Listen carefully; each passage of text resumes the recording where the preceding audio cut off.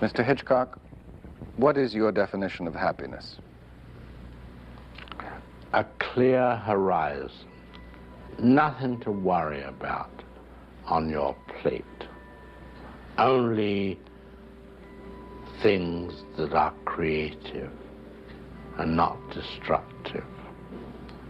I think that's within yourself. Within me, I can't bear quarreling. I can't bear feelings between people. I think hatred is wasted energy. And it's all non-productive. I'm very sensitive. A sharp word said by, say, a person who has a temper, if they're close to me, hurts me for days. I know we're only human. We do go in for these various emotions, call them negative emotions. But when all these are removed and you can look forward and the road is clear ahead and now you're going to create something, I think that's as happy as I would ever want to be. Em 2002, Hitchcock foi distinguido pela revista Sight and Sound, que é uma revista que junta vários realizadores, muitas pessoas que trabalham na área do cinema, nas diversas funções, que faz, no fundo, uma lista de melhores filmes a cada 10 anos, e em 2002 ela nomeou Hitchcock como o segundo melhor realizador da história, apenas atrás de Orson Welles, outro grande realizador. E no fundo este prémio ajuda a acentuar a genialidade de Hitchcock. E a sua genialidade não fazia parte apenas da forma como ele fazia e produzia e realizava os seus filmes, mas também da forma como os promovia e divulgava. Hitchcock foi responsável por diversas inovações, tanto ao nível do argumento, tanto ao nível do uso da câmara para contar a história, como do desenvolvimento da própria linguagem cinematográfica e, como eu já disse, da promoção dos filmes. Ao longo de quase 60 anos de carreira, ele fez quase 50 filmes e, atualmente, qualquer pessoa que conheça minimamente a história do cinema é capaz de dizer que Hitchcock é considerado um dos maiores realizadores da história do cinema. Contudo, nem sempre foi assim. Mais lá à frente eu vou explicar porquê. Hitchcock nasceu em 1899 em Inglaterra e a sua infância foi uma infância muito rígida. A sua família era religiosa, o que ajudou a que a sua infância fosse uma infância rígida, muito permeada pelo medo, pela punição, e isso foi algo que mais tarde acabou por inspirar e originar aquilo que era mesmo o âmago da sua obra. Começou a trabalhar no cinema muito cedo. Em 1919 era designer de intertítulos, o que se utilizava muito naquela época ainda do cinema mudo, e os intertítulos eram no fundo textos que apareciam intercalados com as imagens e que tinham diversas funções, por exemplo, dar pareceres do autor sobre a obra, ou explicar aquilo que estava a acontecer, ou algumas partes dos diálogos, e isto já depois de trabalhar como copywriter numa agência de publicidade, o que mais tarde vamos ver que teve uma grande influência também na forma como ele divulgava e promovia os filmes. E em 1927 estreou o seu primeiro filme, The Lodger, A Story of the London Fog. E em 1929 Blackmail, que é considerado o primeiro filme inglês falado. Após alguns anos a fazer filmes em Inglaterra, onde começou a criar aquele seu universo psicológico e moral, em que opções como a culpa, o pecado, a dicotomia entre a realidade e a aparência são transpostas para uma linguagem visual, foi convidado por David Selznick, o produtor do filme E Tudo o Vento Levou, para ir para os Estados Unidos no final da década de 30, e em 1940 lançou lá o seu primeiro filme, Rebecca, primeiro filme nos Estados Unidos, que de entre 11 nomeações para Oscar ganhou o de melhor fotografia e o de melhor filme. Curiosamente, Hitchcock nunca ganhou um Oscar de melhor realizador, mais à frente vamos perceber porquê.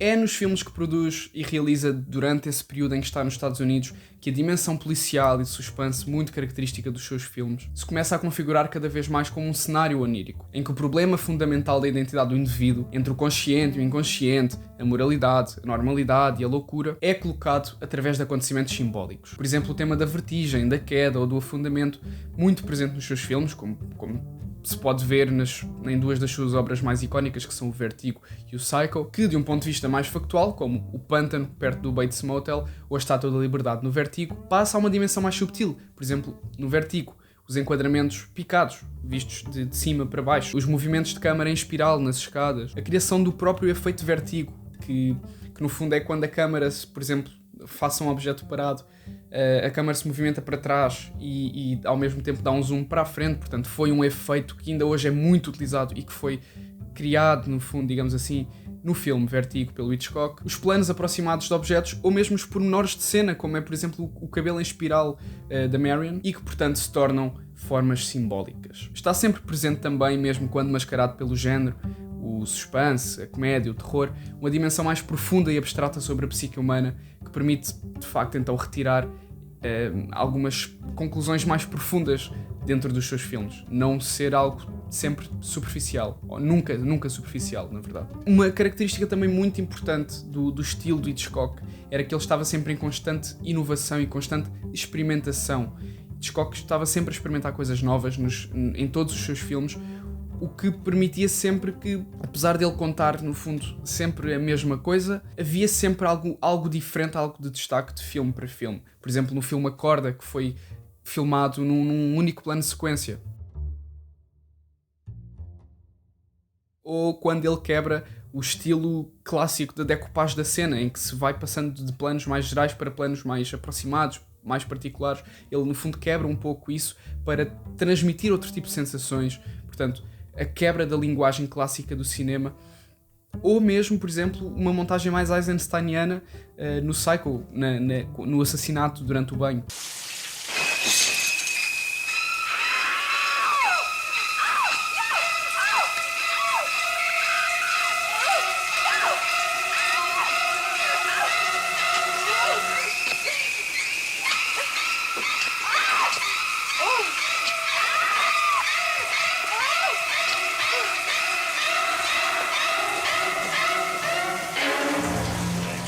Cutting of the knife, and the girl's face and the feet and everything was so rapid that there were 78 separate pieces of film in 45 seconds. Anything that you can involve an audience so close is much better than seeing it from a distance. I think there's nothing more boring than a barroom brawl in a Western. What do? Break up a lot of furniture and a lot of bottles on the shelf. Right. But if you took the audience right in and got an impression of a face, a hand, an arm, and feet and everything, you'd involve the audience much closer with it. Isto são coisas muito particulares, mas de um modo geral há muitos outros elementos que Hitchcock também introduziu e que depois mais tarde se tornaram marcas registadas pelo próprio. E um exemplo disso é o cameo, que no fundo era uma aparição do próprio nos seus filmes, e isso na altura foi uma coisa que foi levada tão a sério que ele teve que começar a colocar essas aparições no início dos filmes, porque senão as pessoas iam passar o filme inteiro à procura dele e portanto iam desviar a sua atenção do foco, que era entender aquilo que ele estava a contar, entender a história, entender o filme. Portanto, Hitchcock tinha aqui de facto uma noção um bocadinho mais abrangente daquilo que era a percepção psicológica das pessoas nos filmes. Um outro elemento que foi introduzido pelo Hitchcock e que provavelmente é um dos mais conhecidos é o MacGuffin, que é um elemento que no fundo é aquilo que faz andar a história, é aquilo que dá início à história, mas que não tem uma importância, um significado mesmo nela. Por exemplo, no caso do Psycho, o dinheiro que é roubado é aquilo que leva a que a história se origine, é aquilo que leva a que a gente vá é aquilo que leva a que vamos para o Bates Motel e que lá se dê todo o filme, mas não é algo que faça as pessoas associarem o filme àquele objeto. As pessoas não associam o Psycho ao dinheiro que foi roubado e também não se lembram dele depois de assistirem ao filme. It's always called the thing that the characters on the screen worry about, but the audience don't care. Outro recurso que Hitchcock usou constantemente nos seus filmes foi o suspeito inocente. No fundo é a colocação de uma personagem no sítio errado, à hora errada, que é acusada injustamente, e o seu objetivo passa por provar a sua inocência e descobrir quem é o verdadeiro culpado. Uma outra característica dentro do uso da câmara é o uso da câmara do ponto de vista de uma personagem que tem a capacidade de ver tudo aquilo que se passa, mas que não tenha possibilidade de agir sobre a ação. Um exemplo disso é, por exemplo, no Rear Window, no filme Janela Indiscreta, em que a personagem principal está no seu apartamento, não pode sair e observa os vizinhos da frente e consegue ver tudo o que se passa, mas é impotente, não consegue agir sobre a ação. Portanto, aqui o desenvolvimento daquela característica do voyeurismo e também uma aproximação com o espectador, porque no fundo esta personagem é a representação do espectador num filme, em qualquer filme, mas principalmente nos filmes de Hitchcock, que no fundo é uma pessoa que consegue observar tudo aquilo que se passa, mas que ao mesmo tempo não tem capacidade de agir sobre a história. Com o sucesso no cinema, Hitchcock acabou por ser convidado para ir para a televisão apresentar um programa que se chamava Alfred Hitchcock Apresenta, que eram episódios de 30 minutos em que Hitchcock falava um pouco sobre a produção dos filmes com uma pitada de humor negro, uma característica também muito presente nos seus filmes.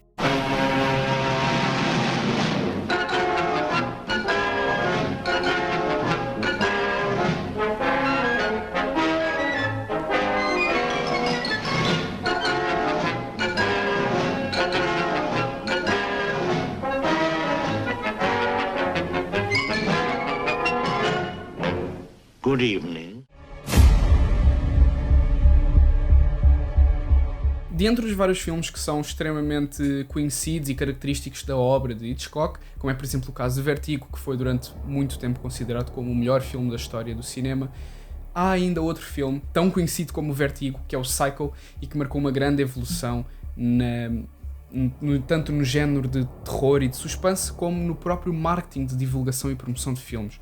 Porque o Psycho teve uma campanha de promoção e de marketing muito distinta da época e até mesmo de hoje. Hoje nós não vemos uma campanha de marketing como aconteceu com o Psycho, mas a verdade é que ela foi muito importante e muito influente na forma como o marketing começou a fazer-se daquela época até hoje. Psycho desafiou a censura da época, portanto, Psycho tem cenas de sexo e de violência muito, um número de cenas de sexo e de violência muito acima daquilo que era o normal na época, e como eu já disse, teve uma campanha de marketing e divulgação muito peculiar.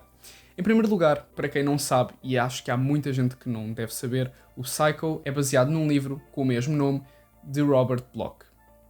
Hitchcock, na altura, comprou os direitos desse livro e comprou também todos os livros que encontrou em livrarias, de forma a que as pessoas não pudessem conhecer a história do livro antes do filme. E isso de facto teve resultado, porque nós conhecemos Psycho não pela história do livro, mas sim pela história do filme. Se perguntarmos a qualquer pessoa na rua se ela conhece a obra Psycho, ela vai automaticamente dizer: ah sim, é um filme do Hitchcock, não vai dizer que é um livro do Robert Bloch. Outra coisa que aconteceu com este filme foi que Hitchcock não exibiu o filme primeiro para os críticos, como era costume na época, e ainda hoje é costume, e assim toda a gente conseguiu ver ao mesmo tempo, e os críticos não influenciaram a opinião do público, o que provavelmente, pelo menos na cabeça do Hitchcock, iria fazer uma grande diferença na forma como o filme era apreendido. Hitchcock também não deu entrevistas sobre o filme e proibiu os próprios atores de o fazerem. E agora, o ponto mais espetacular desta campanha de marketing e que muita gente não deve conhecer, mas Hitchcock, que é algo absurdo, mas que funcionou na perfeição na altura, em que Hitchcock enviou um manual de instruções de como exibir um filme, um conjunto de regras de como exibir o filme para os cinemas. E assim a regra mais distinta, digamos desta forma, era que ninguém podia entrar ou sair após o início da exibição do filme.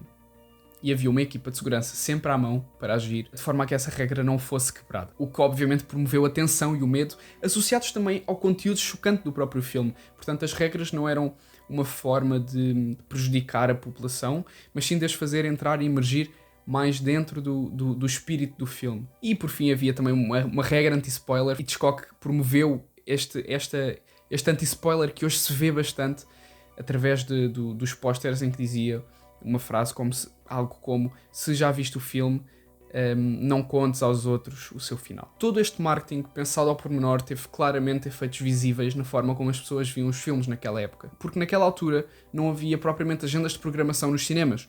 Os filmes estavam sempre a dar em loop e uma pessoa podia decidir ir ver um filme às 2 da tarde, chegar às 2 da tarde e o filme estar a meio e depois ficar mais um bocadinho para ver o início do filme, ou a parte que não viu. E era assim que se processava a exibição dos filmes. As pessoas iam quando quisessem e começavam numa altura e ficavam a ver até onde lhes apetecesse.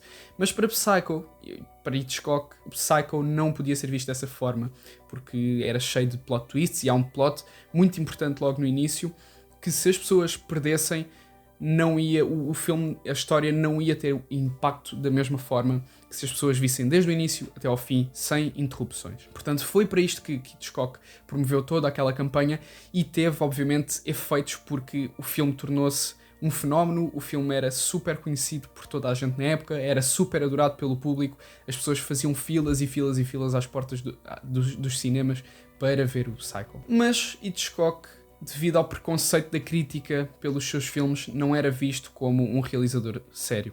Era visto como um cineasta mediano e muito comercial. Isto porque Hitchcock era, devido à sua infância, lá está, que originou a sua obra. Os filmes, embora fossem diferentes, contavam sempre a mesma história: o conflito de um homem com o mal. Isto foi bastante derivado da sua infância, como eu já tinha referido há pouco, e Hitchcock era, portanto, um grande exemplo de um realizador de filmes de autor. Mas, por outro lado, Hitchcock também era um autor de género, e a sua capacidade de realizar e produzir filmes que entretinham grandes massas, grandes públicos, era algo que era muito criticado pela crítica, portanto, devido à popularidade dos seus filmes. E ele só foi então elevado ao nível de mestre do suspense e reconhecido pela crítica com um realizador, François Truffaut, que era um realizador francês da Nouvelle Vague e que foi um dos editores da famosa revista de cinema francesa Cahiers du Cinéma, e que fez entrevistas a Hitchcock porque ele não percebia o desprezo da crítica norte-americana pelos seus filmes. E as entrevistas surgiram então como uma forma de conseguir